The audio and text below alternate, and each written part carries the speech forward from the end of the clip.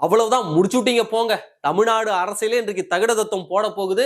தமிழ்நாடு அரசியல்ல இன்றைக்கு புதிய புரட்சி வெடிக்க போகிறது. ஏனென்றால் புரட்சி தாய் சின்னம்மா அவர்களும் புரட்சி தந்தை மருத்துவர் ராமதாஸ் அவர்களும் இன்றைக்கு ஒன்றாக இணைந்திருக்கிறார்கள்.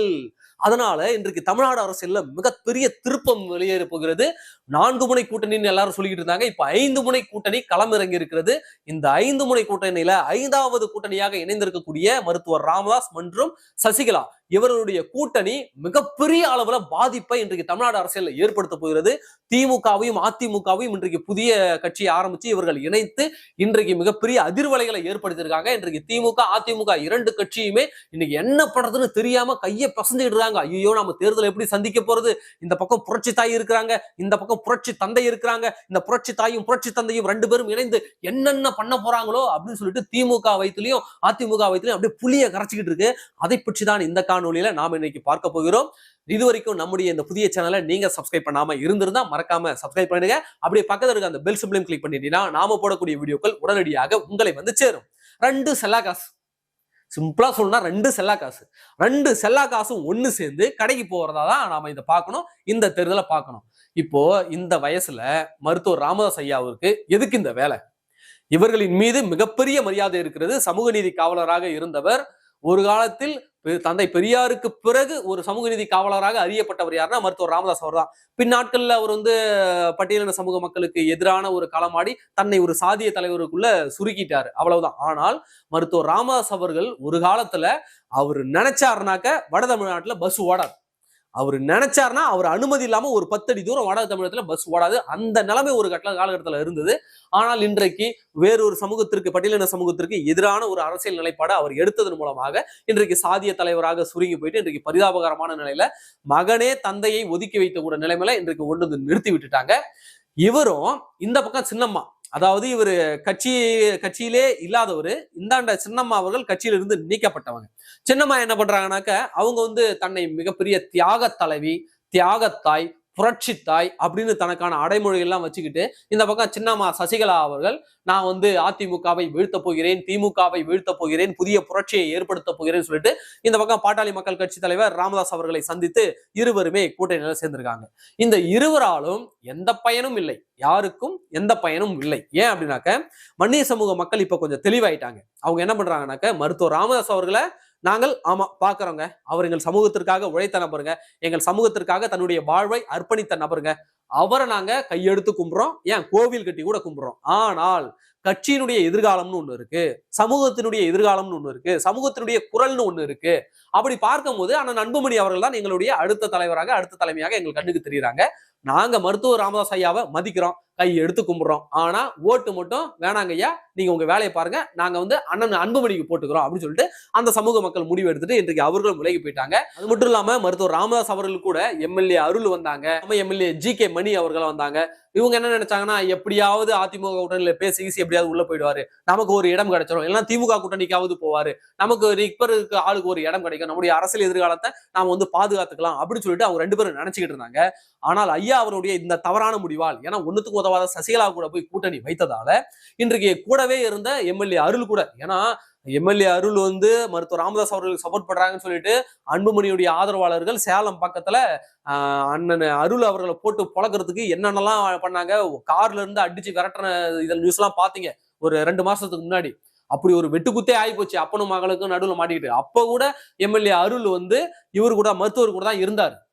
அப்படி இருந்தவர் கூட இப்போ இந்த கூட்டணியால விரக்தியில வெளியேறும் முடிவை எடுத்து விட்டார். மீண்டும் அண்ணன் அன்புமணி தலைமையிலான கட்சியிலே போய் இணைஞ்சிடலாமா அப்படின்ற அளவுக்கு இன்றைக்கு யோசித்துக் கொண்டிருக்கிறார். அது மட்டும் இல்லாம இல்ல திமுகவுக்கே போயிடலாமா அப்படின்னும் அவரு அருள் வந்து யோசித்துக்கிட்டு இருக்கிறார். அதனால தன்னை நம்பி வந்தவர்களையும் இன்றைக்கு கைவிட்டு விட்டார், எழுந்து விட்டார் ராமதாஸ் அப்படின்னு தான் சொல்லணும்.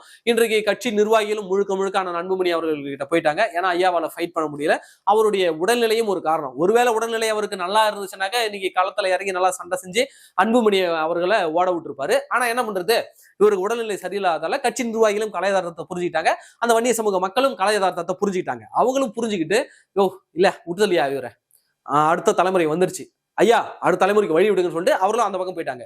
இந்த பக்கம் சசிகலா என்ன நினைச்சாங்கன்னா நம்ம பின்னாடி ஒரு மிகப்பெரிய சமூகம் நிற்கும், முக்குளத்து சமூகம் நிற்கும் அப்படின்னு வந்து சசிகலா நினைச்சாங்க. ஆனால் சசிகலாவை நம்பி அந்த முக்குளத்து சமூகம் களமிறங்குவதற்கு தயாராக இல்லை.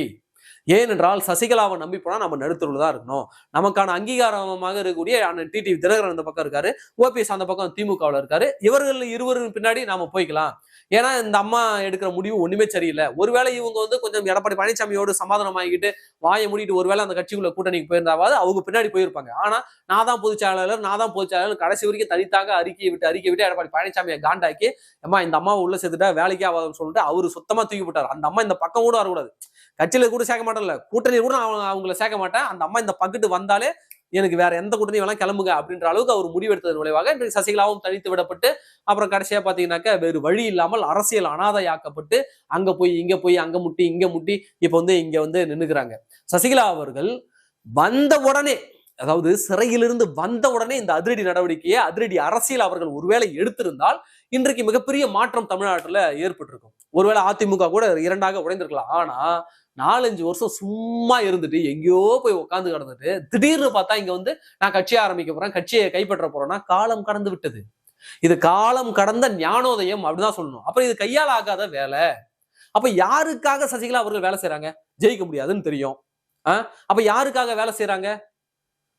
யாருடைய ஓட்டை பிரிக்க பாக்குறாங்க? முக்குளத்து சமூக வாக்குகளை அவங்க பிரிக்க பாக்குறாங்க. அந்த சமூக மக்கள் தெளிவாயிட்டாங்க, இவங்களை நம்பி போனா வேலையாகாது, நம்ம சமூகத்திற்கான பிரதிநிதித்துவம் கிடைக்காது.